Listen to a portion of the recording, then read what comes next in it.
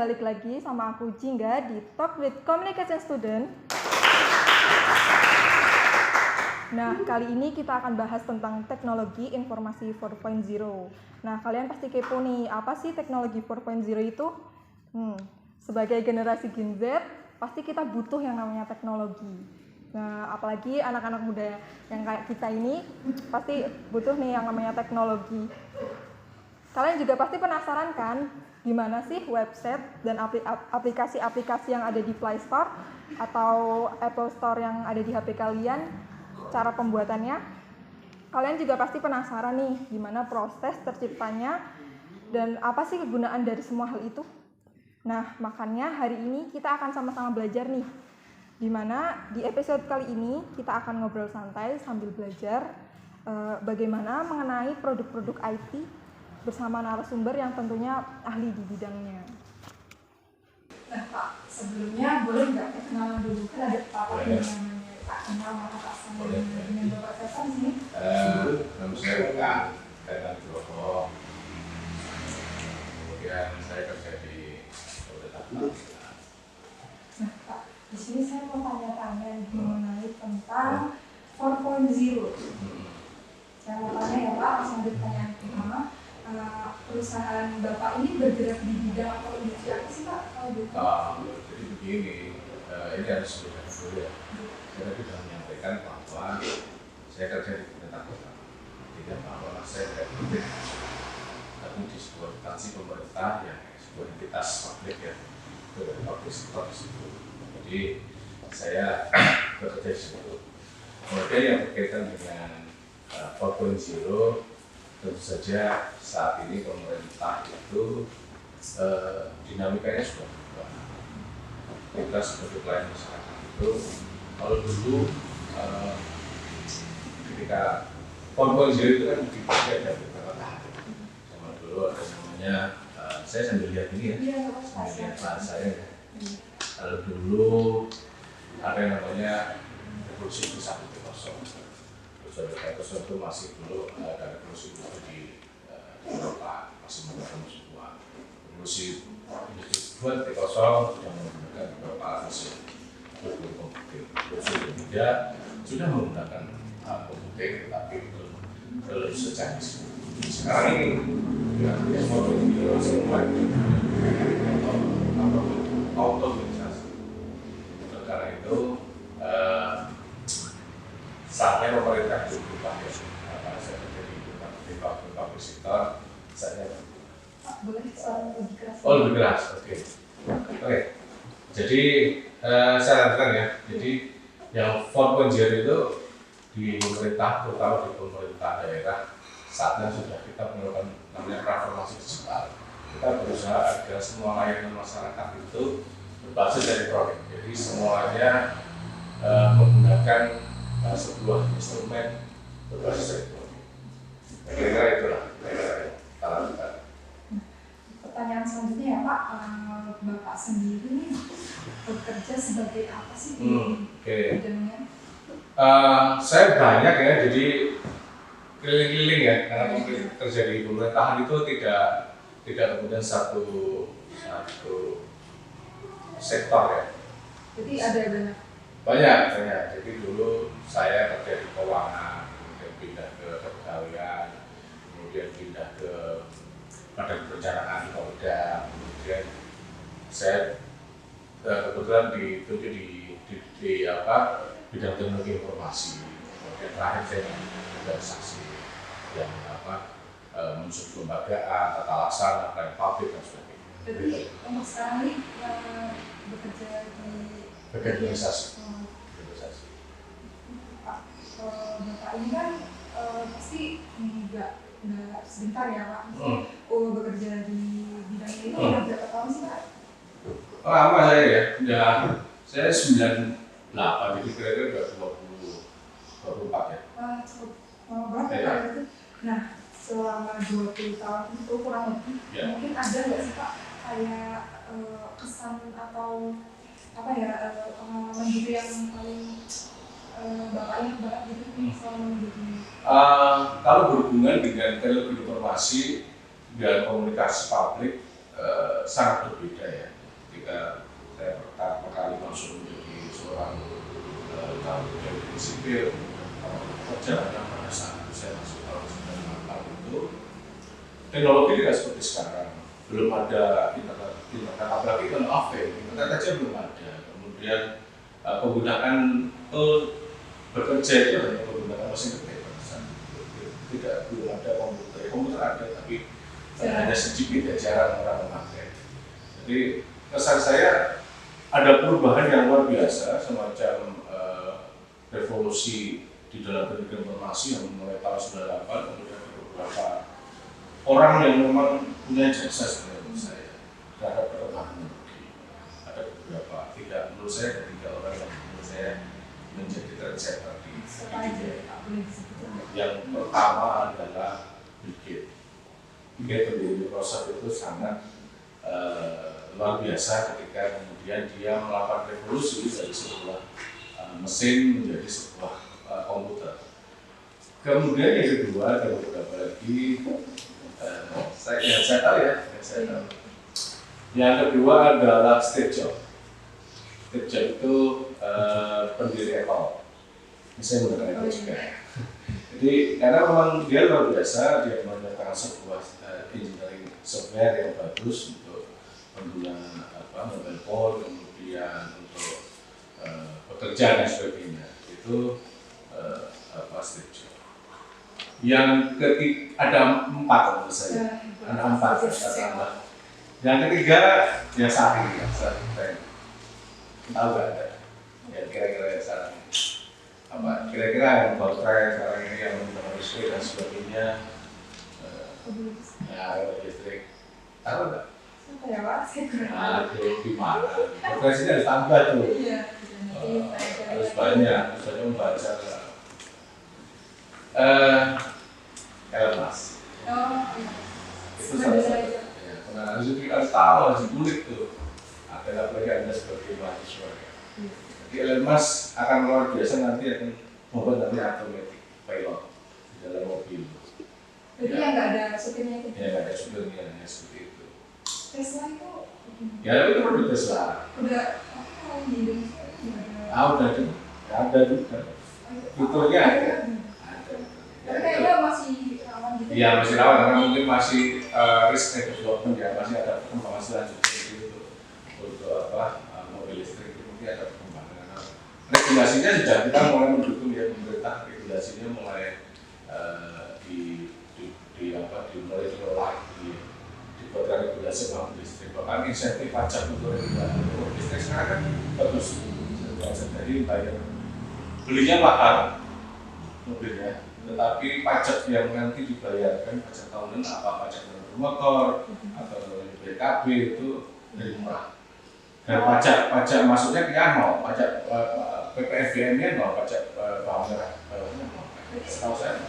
Kalau nggak salah juga dari bensin itu buat listriknya itu juga lebih kan daripada bensin. Iya, karena perhitungan secara kekinian dan ekonomis penggunaan listrik per kilowattnya KWH-nya itu lebih murah daripada mobil bensin. Nah, kan kalau berarti kayak gitu kan pasti semakin banyak masyarakat yang tertarik untuk beli mobil listrik atau sepeda motor listrik itu ya Pak. Menurut Bapak juga nih untuk tahun 2023 ini berapa persen kira-kira yang bakal meluncurin itu kayak Tesla gitu Pak? Pasti semakin banyak atau? Iya, jadi saya kira begini, jadi penggunaan mobil listrik itu ada beberapa tahap ya. Jadi menurut saya yang disiapkan adalah regulasinya. Bagaimana pemerintah itu menyiapkan regulasi tentang mobil listrik? Karena itu butuh instrumen atau alat alat yang semacam apa ya. Jadi kalau di sebuah kebijakan itu butuh namanya infrastruktur, butuh namanya suprastruktur. Infrastruktur itu ada mungkin jalannya, kemudian alat-alat yang perangkat yang menyertainya, kemudian suprastruktur itu berkaitan dengan ini lembaganya, SDM-nya dan sebagainya. Kita siap atau tidak? Karena kalau misalnya mobil listrik kan butuh stasiun pengisian. Iya. Terus Nah, pasti gimana? Tegangannya juga lebih tinggi. Ya betul, karena voltnya juga lebih tinggi kan. Nah, Nah, itu harus disiapkan semua. Saya kira tapi kedepannya menurut saya mungkin ke depan penggunaan mobil listrik itu akan sangat akan masif menurut saya. Dengan catatan pemerintah harus sinergi dengan itu berkolaborasi dengan perusahaan agar yang mobil listrik kan mahal sekarang, masih mahal, jadi harus ditekan biar lebih murah. Dan karena kalau mobil listrik kan menekan polusi ya, polusinya berkurang walaupun sumber listriknya dari batu bara. Tapi saya kira nggak masalah ya, yang penting ini dulu ekosistem penggunaan mobil listrik itu bagaimana kita kemudian mencoba agar masyarakat itu lebih care, tidak menggunakan mobil konvensional tapi menggunakan mobil listrik. Nah, itu harus disosialisasikan. Bapak sendiri kalau disuruh milih mending mobil listrik atau mobil yang dulu yang prediksi? Kalau saya disuruh milih, saya masih milih yang hybrid.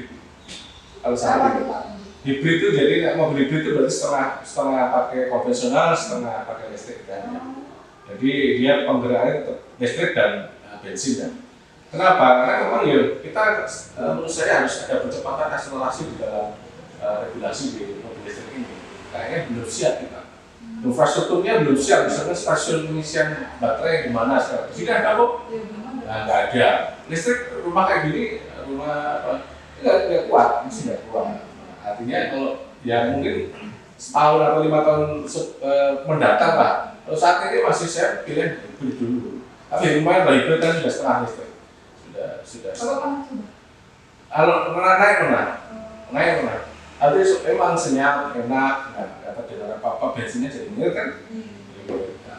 Pertanyaan selanjutnya nih Pak, mengenai tanggapan tugas-tugas Bapak kan tadi perkembangan teknologi saat ini ya Pak, kan sangat dinamis nih Pak, berubah. Nah saat ini juga dikira ini menuju disrupsi digital, teknologi informasi 4.0. Nah kira-kira sebagai orang yang sudah bekerja di bidang IT ini Pak kurang lebih 20 tahun, bagaimana sih Pak mengenai hal tersebut?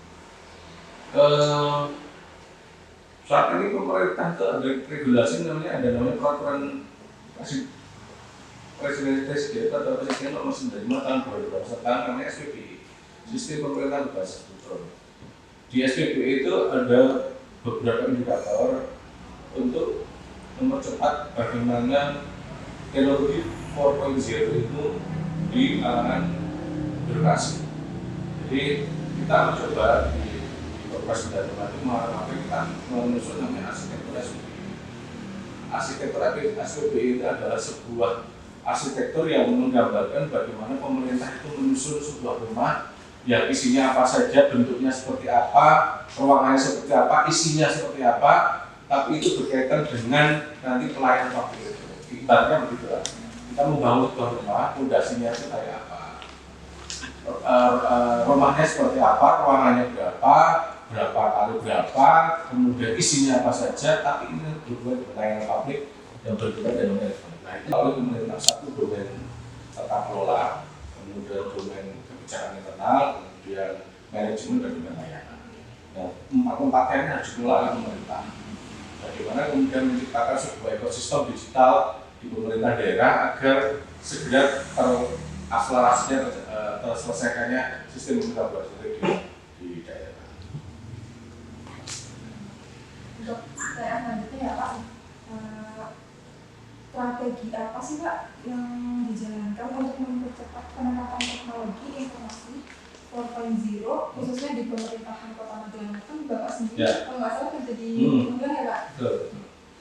Jadi begini, dengan adanya Perpres 95 tadi, kemudian kami di Kota Magelang itu menyusun namanya Peraturan Wali Kota tentang SPBI Kota Magelang. Jadi kita payungi di namanya Perwali 51 tahun 2019. Di situ diatur, jadi kita menjabarkan dari Perpres itu, kemudian kita coba jabarkan dengan sebuah peraturan wali kota. Bagaimana kemudian membuat arsitektur SPBI-nya, bagaimana kemudian kita membuat peta rencana SPBI-nya, bagaimana kemudian kita membuat layanan SPBI-nya dan sebagainya. Itu yang kita susun dengan sebuah regulasi.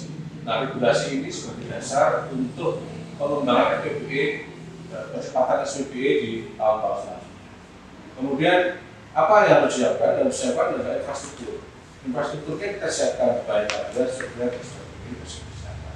Kemudian yang kedua yang berikutnya adalah suprastruktur. Suprastruktur itu banyak yang disiapkan, ada kelembagaan, SDM-nya, kompetensi SDM dan sebagainya itu sudah disiapkan dalam SPP ini untuk penggunaan teknologi 4.0.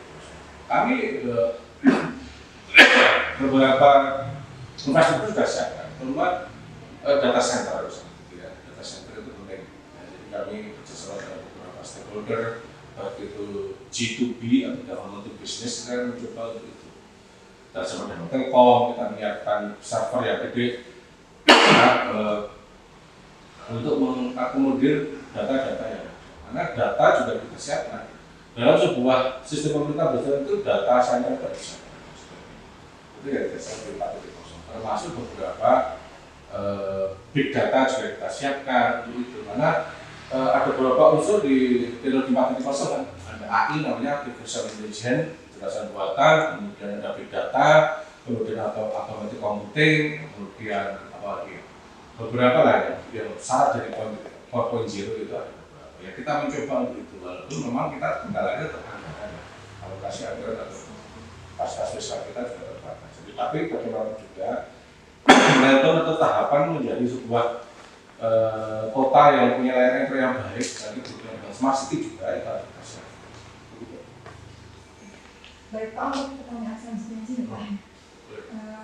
Kan saya akhir-akhir ini dengar Pak istilah-istilah smart city ini. Bapak tadi udah bilang kan smart city. Nah, apa ya Pak kira-kira arti menjadi smart city, boleh dijelasin nggak Pak? Itu kaitan dengan smart city. SPBI dan smart city sebenarnya ada beberapa yang tidak bisa dipisahkan. Jadi 11-12 lah smart city dengan SPBI itu. Nah, karena SPBI itu sebenarnya bagian dari smart city. Jadi kita menggunakan smart city itu sebenarnya kalau digarisbawahi bahwa smart city itu tidak harus teknologi ya, tidak harus teknologi. Jadi berarti menarik banget ya Pak kalau misalkan smart city terselesaikan. Nah, untuk selanjutnya ya Pak, pertanyaannya berkaitan dengan smart city yang beberapa daerah sudah diterapkan gitu ya Pak. Nah, apakah Kota Magelang ini sudah mengimplementasikan hal tersebut dan bagaimana arah strategi yang diterapkan untuk menuju smart city itu Pak? Ya, jadi kebetulan Kota Magelang itu menjadi salah satu 100 smart city ya, yang digagas oleh Kementerian Kominfo. Kita menjadi sebuah kota yang masuk di dalam gerakan menuju 100 smart city. Ya, jadi di situ bagaimana kemudian kami membuat sebuah master plan smart city. Smart city di yang kita bangun terdiri dari 6 dimensi. Ada namanya smart governance, smart branding, smart economy, smart society, smart environment, dan smart living. Jadi ada 6 dimensi yang digunakan untuk pendekatan mempercepat adanya smart city. Karena tadi sudah sampaikan bahwa smart city itu bagaimana sebuah kota itu dapat mengelola kotanya, mengatasi permasalahan-permasalahan yang ada dan memberikan layanan yang cepat, murah, dan efisien kepada warganya. Jadi yang begitu itu dengan pendekatan 6 dimensi tadi sudah saya sebutkan. Nah, kita di Magelang ini sudah ke tahun berapa ya? Tahun keempat kita menuju smart city. Bahkan kita di tahun 2020 mendapatkan penghargaan dari Kominfo untuk smart city yang berkaitan dengan smart society. Karena di Magelang ada program bagus namanya Rodanya Mas Bahagia yang dia mempunyai semacam solusi bagi masyarakatnya untuk ada pemberdayaan masyarakat.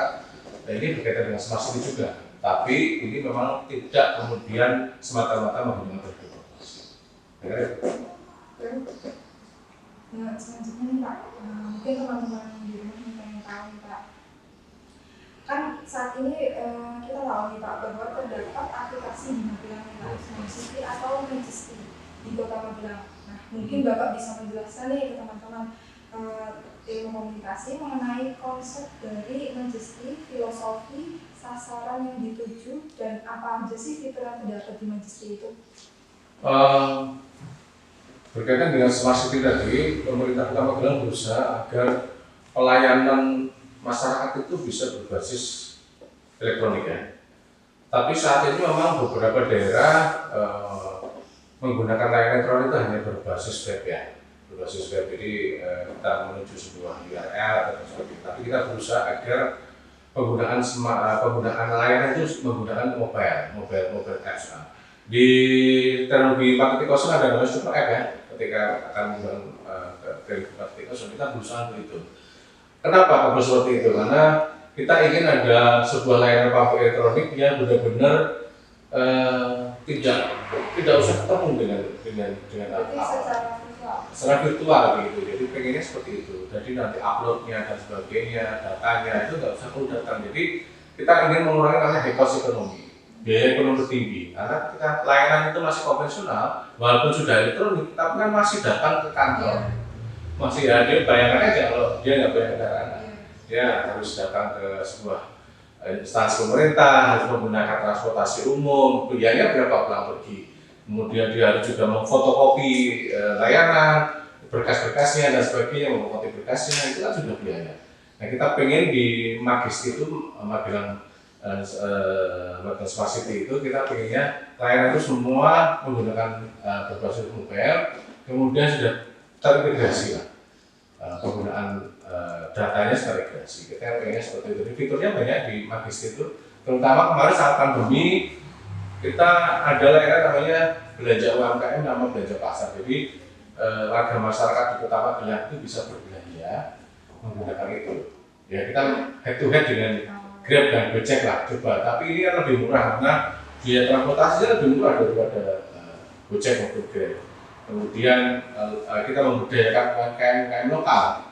Jadi misalkan ada jualan bakso, jualan somai, ya makanan, kemudian termasuk sayur mayur di situ, di pasar-pasar kita masukkan di situ. Ini ada beberapa fitur yang sudah masuk, ada datago, kemudian jemput sakit antar sehat. Jadi di Magisti ini ada salah satu layanan elektroniknya, yaitu kalau ada masalah, ada sekedar kondisi kedaruratan bisa calling, bisa 112. Jadi langsung datang ditangani lewat Magisti ini dengan melibatkan beberapa stakeholder yang berkaitan dengan pelayanan kegawatan. Jadi Smart City yang ada di Magelang ini sudah secara tidak langsung mempermudah masyarakatnya ya Pak? Iya betul. Jadi kita pengen bahwa tuntutan masyarakat sekarang itu tidak seperti dulu ya. Sekarang benar-benar bagaimana kita melayani masyarakat dengan cepat, murah dan mudah, kemudian tuntas. Nah kita pengen bahwa layanan elektronik yang ada di Kota Magelang itu baru nanti tetap di backup oleh beberapa OPD agar segera dilayani dan sebagainya. Tapi platform besarnya kita masuk di portal Magisti lewat mobil apps, kemudian bisa di delivery oleh OPD untuk segera diselesaikan. Jadi keren banget ya Pak, ada filosofinya bahkan fitur-fiturnya. Nah untuk selanjutnya nih Pak, mengenai Magisti, kira-kira kedepannya apa sih Pak harapan untuk perkembangan Magisti dan apakah ini akan diintegrasikan dengan aplikasi lain agar nantinya menjadi lebih optimal? Jadi begini, Magelang Smart City itu kan sebuah platform berbasis mobile yang memang nanti akan difungsikan secara optimal. Jadi di Kota Magelang itu ada namanya online mobil, sudah berbasis elektronik juga. Tapi itu sebuah kantor konvensional. Kita pengennya Magisti ini akan bertransformasi menjadi sebuah super apps MPP digital. Kita pengen seperti itu. Jadi Magisti ini nanti akan menjadi sebuah platform berbasis mobile yang bisa mengatasi permasalahan dan layanan aplikasi mobil elektronik kepada masyarakat menggunakan super app tadi dari Magisti. Kita pengennya seperti itu, jadi tidak ada lagi layanan konvensional. Masyarakat bisa mengakses semua fitur yang ada di Magisti, kemudian bisa dilayani di situ. Tidak ada lagi persyaratan manual dan sebagainya, tidak ada lagi. Kita pengennya seperti itu. Untuk penggunaan web itu ada mungkin tata caranya atau dia apa itu buat masyarakat? Ya, memang ada sosialisasi ya, bagaimana penggunaan Magisti, bagaimana cara mendownloadnya, bagaimana cara menggunakannya dan sebagainya. Jadi nanti bagaimanapun juga kita harus sosialisasi, karena menurut saya Yang penting bagi kita itu adalah bagaimana memperbaiki dan membangun ekosistem digital kita. Yang dimaksud dengan ekosistem digital itu bagaimana kemudian masyarakat itu care dan punya kemampuan untuk bisa mengakses menggunakan. Karena begini, tidak mudah infrastruktur maupun layanan itu bisa kami buat. Tapi yang jadi pertanyaan, apakah kemudian masyarakat sudah siap dengan perubahan transformasi digital pemerintah itu? Nah, karena itu memang kita berupaya agar nanti ada sosialisasi, edukasi masyarakat tentang pemanfaatan layanan provider terutama yang berhubungan dengan layanan logistik dan smart city. Untuk selanjutnya nih Pak, menarik banget ya Pak bahasan untuk kali ini. Nah, mungkin banyak banget nih teman-teman di luar sana atau yang menonton video ini Pak pengen jadi mungkin pengen bekerja di bidang yang Bapak jalani sekarang ini, gimana sih Pak caranya, apa aja yang harus dipersiapkan kira-kira? Buat teman-teman semuanya dari mahasiswa, jadi memang kita harus menyiapkan SDM yang baik ketika kita berupaya menuju transformasi digital terutama menggunakan teknologi 4.0. SDM kita harus diperbaiki, talent digital kita itu harus ada, jadi kita pengen adik-adik semua bisa betul sebenarnya mengupgrade diri dengan perkembangan teknologi terkini. Kemudian yang kedua, jangan pernah menyerah karena memang itu perlu kerja keras yang luar biasa karena kita harus bersaing dengan dunia yang sudah berkompetisi global ini. Memang kita harus siap menyiapkan SDM yang berkompeten dalam teknologi informasi. Oleh karena itu, ya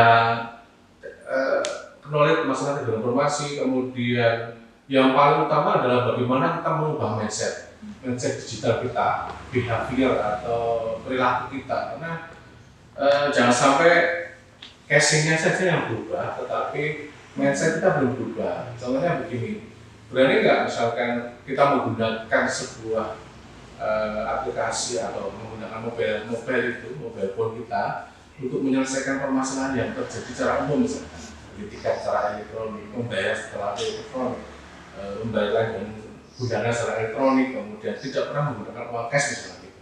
Ini adalah upaya kita misalkan dari adik-adik semuanya. Kita aja dulu misalnya kita mengubah mindset kita yang dulu konvensional menjadi digital. Jadi kalau saya sendiri berusaha agar kita ubah dulu mindsetnya, mindset kemudian perilaku, kemudian budaya kita, budaya digital kita sosialisasikan, kita mencoba untuk agar teman-teman tuh bisa kayak gini loh budaya digital dan karena percuma kalau infrastrukturnya sudah disediakan kita nggak siap. Nah, pertanyaan terakhir mungkin dari saya pribadi, semua pekerjaan itu pasti ada pahit manisnya ya Pak. Nah, Bapak sendiri selama bekerja di bidang ini itu apa sih Pak pahit manisnya? Mungkin kan teman-teman yang mau tertarik. Kalau saya cenderung banyak manisnya ya, karena kata manis itu kan kita ya. Kalau saya tidak ada istilah paling manis, tapi kita mengalami sebuah fase dalam kehidupan kita bekerja, dalam bekerja ya. Jadi kita proses lah. Dulu layanan konvensional, kita dengan cara layanan konvensional di digital. Dulu kita nggak tahu apa-apa menjadi tahu. Ya, saya kira pengalaman panjang ini saya sudah bekerja hampir 24 tahun mengalami dari yang konvensional ke digital. Nah, yang paling penting menurut saya bagaimana kita mengubah mindset kita, bagaimana sekarang ini kita harus mengikuti perkembangan zaman, kita harus beradaptasi, kemudian segera mengikuti dinamika yang berkembang saat ini. Itu yang paling penting. Jadi mengubah mindset kita yang penting menurut saya. Tidak hanya bercoba untuk mengubah casing kita, tapi juga di dalamnya. Nah, itu akan sangat penting. Jadi menurut saya ya lebih banyak manisnya lah menurut saya. Pahitnya ada, tapi saya kira yang penting dibuat enjoy saja. Jadi saat ini teman-teman semuanya harus mengubah mindset itu jangan biar kita dari digital kita harus kita rubah agar nanti kita menjadi SDM yang unggul. Itu Mbak. Ya Pak, mungkin itu aja ya Pak pertanyaan dari saya. Terima kasih banget ya Pak waktunya. Boleh. Bincang-bincang saya. Ya. Mungkin ada yang saya kurang lancar dalam berbicara Terima kasih. Nah, mungkin itu aja nih wawancara yang bisa saya sampaikan.